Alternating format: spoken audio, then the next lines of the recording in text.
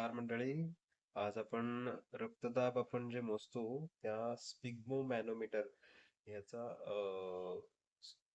इतिहास किंवा त्याचा आविष्कार किंवा त्याची उत्क्रांती कशी झाली आणि ते कुठल्या कुठल्या पद्धतीतून ते इन्स्ट्रुमेंट डेव्हलप होत गेलं याबद्दल थोडीशी माहिती घेऊया.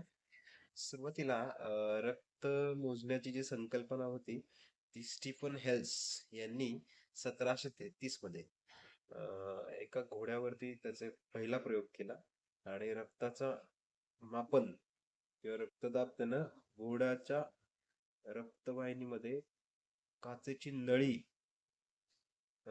सोडून त्याचा दुसरा एंड हा पाईपला लावून त्याचा रक्ताचा भार मोजला. आणि ही पद्धत थोडीशी इम्प्रॅक्टिकल होती आणि इन्व्हेसिव्ह ज्याला आपण म्हणतो ती होती. त्यानंतर 1855 मध्ये कार्ल रोड यांनी धमनी मध्ये मोजमाप रक्तदाबाचे मोजमाप करून एक पद्धत विकसित केली. आणि त्यानंतर 1856 मध्ये जीन फेव्रे यांनी या सर्जननी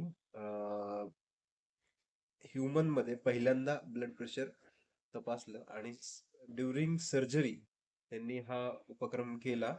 आणि ती सगळ्यात इव्होल्युशनरी स्टेप होती ब्लड प्रेशरचं मशीन तयार होण्यामध्ये. त्यानंतर जे आपण आज म्हणतो स्पिग्मोमॅनोमीटर त्याचा शोध हा सॅम्युएल सिगफ्राइड कार्ल रिटर वॉन बाश यांनी पहिल्यांदा 1881 मध्ये लावला.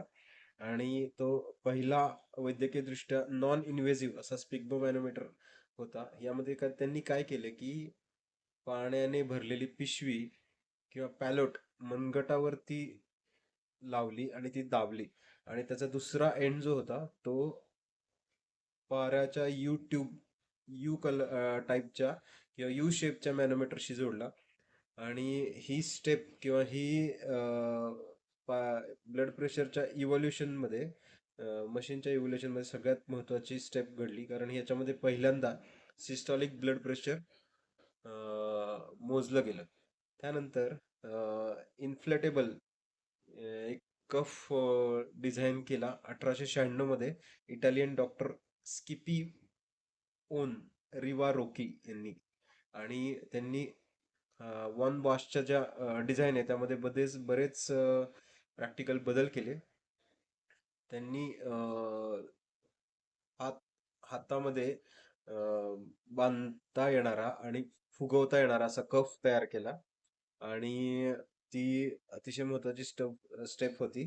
त्यानंतर कोर्टाकोफ साऊंड याचा शोध रशियन सर्जन निकोलाई कोर्टाकोफ यांनी 1905 मध्ये एक ध्वनी शोधून काढला. ध्वनी म्हणजे एक साऊंड शोधून काढला. ती सगळ्यात महत्वाची प्रगती होती, कारण त्याला आढळलं की कफ डिफ्लेट करताना रक्तवाहिनीच्या वरती जर का स्टेथोस्कोप हा ठेवला तर तो सिस्टॉलिक आणि डायस्टॉलिक असे दोन्ही आवाज आपल्याला मोजता येतात. तर हे हे दोन्ही आवाज किंवा ध्वनी त्यांनी शोधून काढले आणि त्याला ऑस्कल्टेटरी ब्लड प्रेशर चेकअप असं म्हणलं गेलं.